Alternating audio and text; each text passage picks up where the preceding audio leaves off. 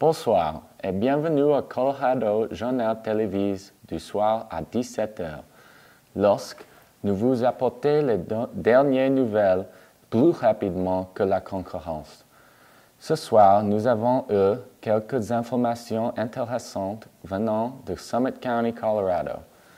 Nous avons reçu des informations d'une rencontre extrêmement proche sur les routes vers glace de Denver à Summit County. Deux nouveaux résidents du Colorado ont été dans un accident de voiture motel presse.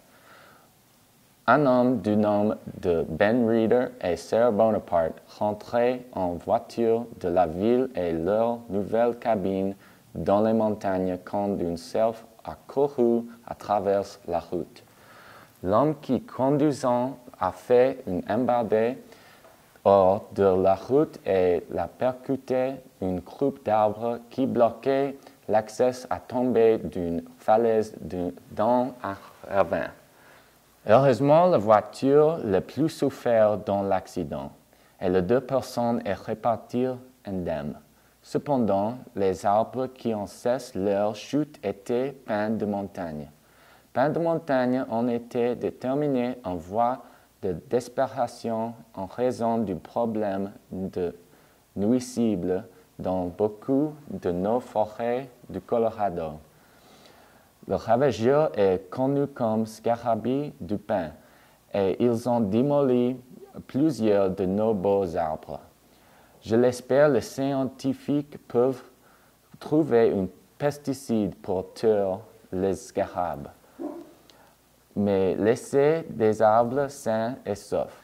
Je l'espère, les scientifiques peuvent trouver un pesticide pour tuer les scarabées, mais laisser les arbres sains et saufs.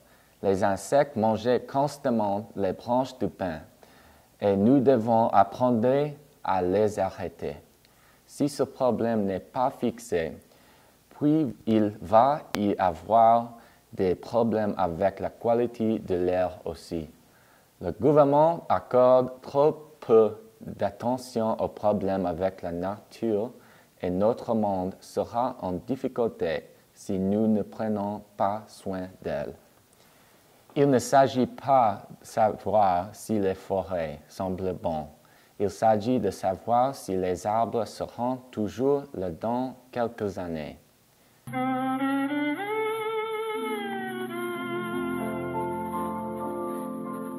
Quand nous étions petits, nous avons fait des songes adorables.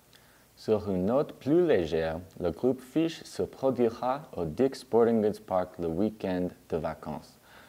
Le groupe de Vermont a joué de nombreux spectacles au Colorado depuis 1988. Ceci est la 5e année consécutive qu'ils jouent 3 nuits dans le parc. Le groupe a joué plus de 1500 spectacles et beaucoup de gens consacrèrent leur vie à la suite de la bande à travers le pays. Il pourrait être la peine d'essayer si vous ne les avez jamais vus. Adorable mensonge, depuis longtemps parti, dans la blancheur du lit où descendaient les anges. Et maintenant, pour notre segment de l'émission de l'histoire du cinéma. Ce soir, notre programme nous a ramené à l'an 1995. Le film est dirigé par Matthew Kassovitz à Paris. Vincent Cassel, Hubert Conduet et Saïd Taghmoui agissent dans La Haine.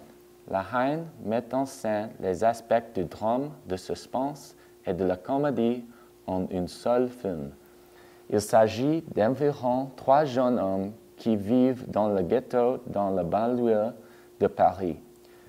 Avez-vous jamais vu des films tels que Spike Lee de Do the Right Thing ou Boys in the Hood de John Singleton?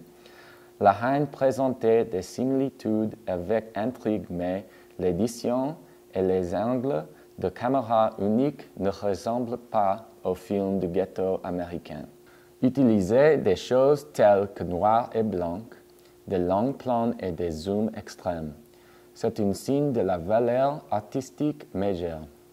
Ce film était intéressant, captivant et passionnant, et une analyse plus approfondie du film indiquait sa signification historique. D'une part, le film est un film sur la vie politique dans un quartier à faible revenu en milieu urbain, et de l'autre, une histoire sur les effets des assassinats de police injustes Malcolm Mobile et les émeutes qui ont suivi. Des musiques étranges nous endormaient la nuit. Ceci conclut notre programme pour la soirée. S'il vous plaît, conduisez prudemment sur la route verglacée ce week-end de vacances. Ce rapport a été Jake Reader. Je vous remercie beaucoup pour regarder. Passez une bonne soirée.